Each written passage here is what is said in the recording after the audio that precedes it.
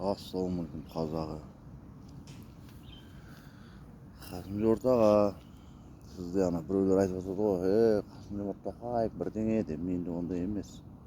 Мен сізден бір-ақ нәрсе сұраймын, Қазақстанның азаматы ретінде. Мына интернетті құрдыңыз, хотя бы 9-дан кешкі 6-ға шейін қойыңыз ограничение. Егер жалайыр қазақ болсаңыз, қазақтың тұқымын ойлайтын болсаңыз, болашағын. Мен сізден сұрайтыным сол. Сөйтіп естиміз ғой енді елдің арасында. Біздің баламыз, біз өсіп кеттік енді. Немере шөберелерімізден қорқам да. Ассалаумағалейкум қазақ елі. Келе сап Қасым-Жомарт ағадан бастағаным. Енді бізде өзі, мен білетін, біздің кезімізде 3 президент. В общем, тез айту керек сияқты, тиктокқа сыймай қалады екен. Қонаев атам не істеді? Су апарды. Бүткіл Қазақстан түкпір-түкпіріне, мына водохранилищенің бәрін Қонаев атам істепті. Бартоғай, Көлсай, Шымбұлақ, Медеудегі ше, Қапчағай, Шардара, водохранилище, Қатынқорағай, Қайыңды, Көлсай, бәрін сол судың бәрі, бізді интернетті ашып қарасаңыздар, шетелден келеді екен бәрі. Қытайдан, Россиядан, Өзбекстаннан, Қырғызстаннан. Енді бұлақтың басы сол жақта болып тұр ғой енді бізге. Соның бәрін тоқтатып, канал жасап, латок біздің ауылға шейін бар. Түгел жерге су апарды. Бірақ ұран болды ол кісіде. Су апарсам егін болады, егін болса нан болады, нан болса ән болады деген өзінің ұраны болған. Енді одан кейін Нұрағам келді. Нұрағам келді де Семей полигонды жапты бірінші. Курчатовта. Шекараны бекітті. Мына жағында қазір енді түсініп жатсыңдар ғой бәрің. Түстен кейін маңырап жатсыңдар ғой, ақсақ қой. 90 жылы, мысалы, тиктокта отырады да, бір 90 жылғы, 92 жылғы туылған балалар отырып алып естіп, бірден айтып отырады. Айналайын бауырым, сен ол кезде туылған да жоқсың. 2000 жылдан бері қарай, 90 жылдан бері қарай туылғандар сен өзі ең жаңадан туылғансың. Сен дымды да білмейсің. Сол Союз өкіметі құлап қалғаннан кейін айтып тұрғаны Нұрағамның рас. Түк жоқ, күніңді көр деді, ана бір құр участок сатып аласың ғой, түк жоқ. Не светі жоқ, не суы жоқ, не документі жоқ, дымы жоқ. Білесің ба? Сондайдан бастадық қой біз. Соны Нұрағам құрды ғой бәрін, істеді ғой. Мына жағында Қытай тұр, 2 миллиард. Онымен сөйлесті. Сөйтіп бекітіп алды. Орыстар тұр мына жақта 180 миллион. Онымен өзбектер тұр 40 миллион. Бәрімен сөйлесіп, сыртқы саясаттың бәрін келісіп, четко, красиво развайт етті. Шекараны бекітіп алды. Содан 0-ден бастап Астана салды. Оны дүние жүзінде интернетті ашып қарасаңдар, ондай фундаменттен бастап столица салған тарихта болғанды емес, болмайды да. Көрдіңіздер ма? Қандай? Ол не үшін істеді? Мен ойымша, ол 19 миллион халықтың 11 миллионы югта тұрады екен. Шымкент, Тараз, Қызылорда, Алматы, Талдықорған, жылы жақта да енді. Енді мына Петропавловск, Павлодар, Көкшетау, Целиноград, Қарағандыдан ары қарай да, северге қарай. Сол бүткіл облысымен қосқанда миллионға ғана жететін халқының саны. Сөйтті да бірінші Петропавловскіден бір 1500 коттедж салды. Ешкім бармай қойды. Одан Родина деген жерден салды. 1500. Қазір ана бір неміс алып апты ғой оны. Сөйтіп шақырды, бармады. Сосын алды да қала салды. Көрдіңдер ме? Қандай реставрация жасады. Ел басқару оңай деп отырсыңдар ма? Реставрация дейді ғой. Мына халықтың бүйтіп үйіліп қалған югқа өздері-ақ барды қазір. Бір Астананың өзінде 1 миллион халық қазір, 1,5 миллионға жетті. Көрдіңіздер ме? Қандай ақылды адам. Интернетте мен айтып жүрген, мен Нұрағама тіл тигізбеңдер, бүткіл сайтта Алладан ақылдымын деп тұрсыңдар ма? Деп жазып жүрген менмін. Ешекбастар деп. Неге? Ешекбас деп атым мен. Жігіттер сендерге айтатын, ер азаматтарға да енді. Неге олай айтам мен? Потому что қарап отырсаңдар, сен бірінші өшірет, сен мықтымын деп көкірегіңді ұрып еркекпін десең, қатыныңнан айфонды, үйіңнен вайфайды, рөлді, соны алып аш. не үшін Wi-Fi-ды телефонды деп жатырмын. Талай интернетте мен жазып жүрген 2 миллионға алады ғой iPhone шықса. Какой-то iPhone-ды өлшеп көріңдер, 400 грамм 300 грамм пластмасс. Соны 2 миллионға алғанша сорлы 4 жылқы сатып алмайсың ба, сөйтіп жылқының етін жегізбейсің ба, лоқ болғаның құтты болсын деп те жазып жүрген менмін. Неге? Өйткені сен мықты болсаң, неге интернетті алып таста деп жатырмын. Сен біздің жасымыздағы жігіттер, мысалы 15, 16, 20 жасымызға шейін түсімізге кірмеген нәрсені, шұқтасаң түсіңе кірмеген нәрсені, қазір сен сол әперген жаңағы үйіңе қойған Wi-Fi-іңнің кесірінен, телефон, интернетіңнің кесірінен, iPhone-ың 12-13 жасында неше түрлі бәле сұмдықты көреді. Сөйтіп бұзылады сенің қызың да, ұлың да. Сөйтіп мәңгүрт болады, білесіңдер ме сендер оны? Сол үшін айтып отырмын, сен мықты болсаң алып тасташы деп үйіңе. Міне мен сондай адам. Біздің үйде Wi-Fi деген болғанда емес, болмайды да. Енді Нұр ағам айтқан не айтты, соны істеді. Мен бір жағым таздан отқан жоқпын.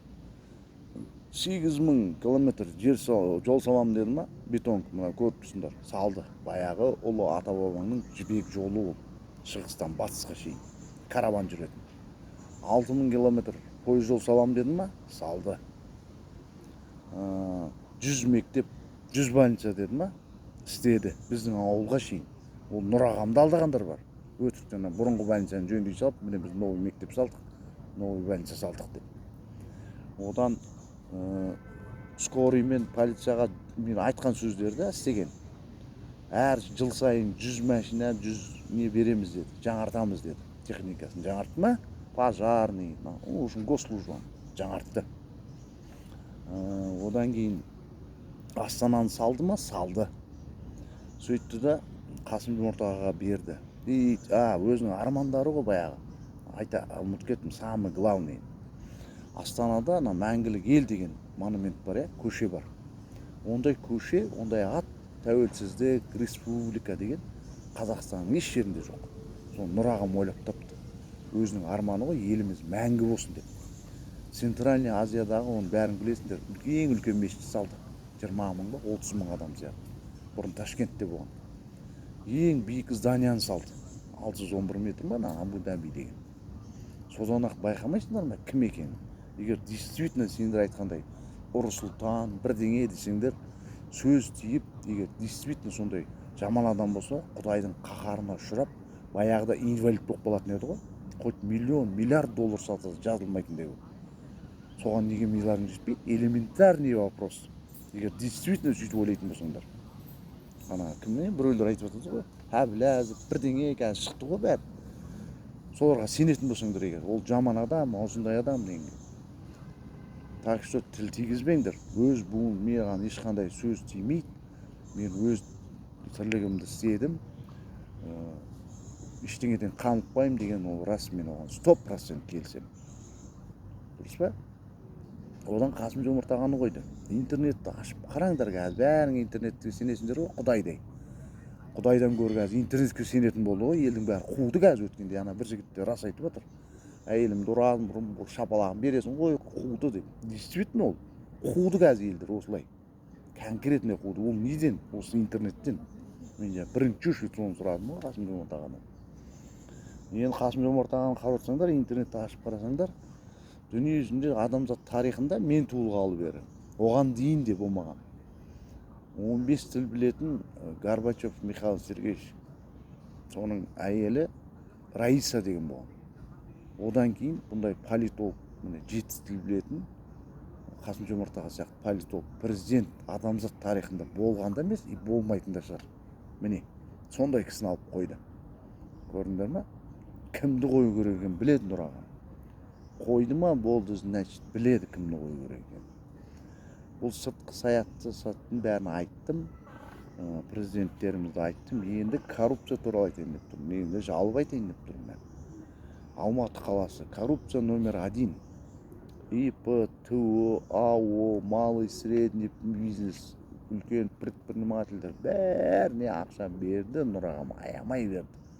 Қытайдан қарыз алыпты дейді, мен естідім, қарыз алса берді ғой соны бүткіл регионға. Көтерсін кім тірлік істеді, соның бәріне берді. Миллиард, триллиардтап. Оның 80% соны алды да қашты. Майами, Хуями, Вьетнам, Дубай деп. Оның жартысы қайтып келіп жатыр қазір. Ол қашып кеткендерге айтатын, бауырым, кім болсаң да, крутой болсаң да, сұмдық миллиардер болсаң да, сенің миың неге осыған жетпейді? Шыр етіп дүниеге келген кезде кіндік қаның сенің осы Қазақстанда тамды ғой сенің. Дұрыс па?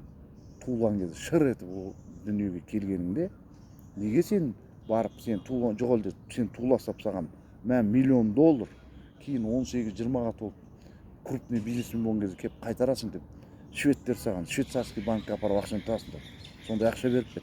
Или арабтар, или жаңағы американецтар, или француздар қашатын жерлер ғой жаңағы біздің вьетнамдар сөйтіп пе еді? Соған неге миларың жетпейді, соған түсінбеймін.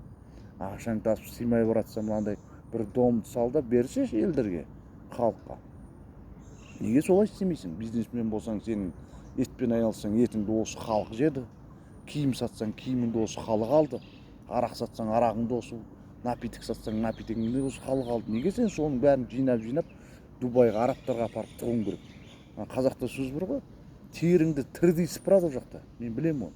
Швейцарияға барсаң да, жаңағы Канадаға көшсең де условиялары бар олардың. Қазір мен ғана емес, бәрі біледі оны. Сен салған ақшаңды жоқ қылады, теріңді тірідей сыпырады, жартысы қайтып келіп отыр ғой қазір. Жеңіліп сол жақтан, лоқ болып, сол жаққа апарыпты. Одан айтшы, осы жерден бірдеңе ашпайсыңдар ма? Жаңағы Нұр ағам айтқандай. И одан жастарға айтатыным жаңағы. Талай жыл айтты, бізге білім алу керек, жастар оқу керек, осындай қазіргі заман қиын деді. Неге соны түсінбейсіңдер? Даже бүйтеді мынандай сөз бар, коронный. Ой, ЛРТ-ны қытайлар салады, метроны қытайлар салады, даже стройкада бір кранды қытайлар құрады дейді. Сонда мәз болады соны түсіргенге. Өзің неге оқымайсың соны? Неге мен соны қоймаймын? Или жаңа Россияда истребитель, самолет, танкі, пушка шығарады, қару-жарақ шығарады дейді да. Сөйтіп айтқанға мәзсіңдер бәрің, қазір жастарға айтарым. Неге сен өзіңе сұрақ қоймайсың? Мен неғып жасамаймын соны деп. Неге сондай завод ашпаймын осы жерде? Мына жерде неге сондай шығармаймын мен халыққа? Жұмыс бересің бір жағынан. Міне жаңа малый средний бизнесмен дегендер, крупный бизнесмен дегендер. Неге сөйтіп сұрақ қоймайсыңдар өздеріңе? Мәңгүрт болып бара жатсыңдар шетіңнен. Сөйтіп тикток түсіру, бірдеме қарау, соған мәзсіңдер біреуді жамандау, жаман қатын құсап. Тоқаев осындай, Назарбаев осындай, жеп қойды. Сен өзіңе жауап берсеш, өзіңе жауап бер, болды. Сен қайтесің басыңды қатырып? Нұр ағам сыртқы саясаттың бәрін 80 миллиард, 80 миллион түркі тілдес елдер деп Түркиямен, мына жақта арабтармен, Эмират, Египеттермен, Араб әмірлігі, мына жағында Англия, Европада, Франциямен, мына жағында орыстармен, мына жағында қытайлармен, ар жағында өзбектермен, бәрімен жасап дайындап берді ғой бүйтіп. Болды ғой.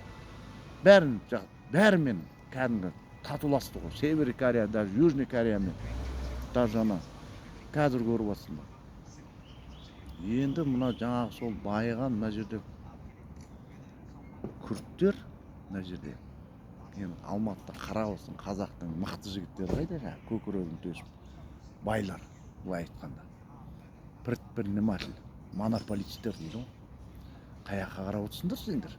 Сен шетел қуалап, Корея, не дейді жаңағы, Дубай, Хуйбай деп жүрген кезде Алматыны Күртістан болып баратыр.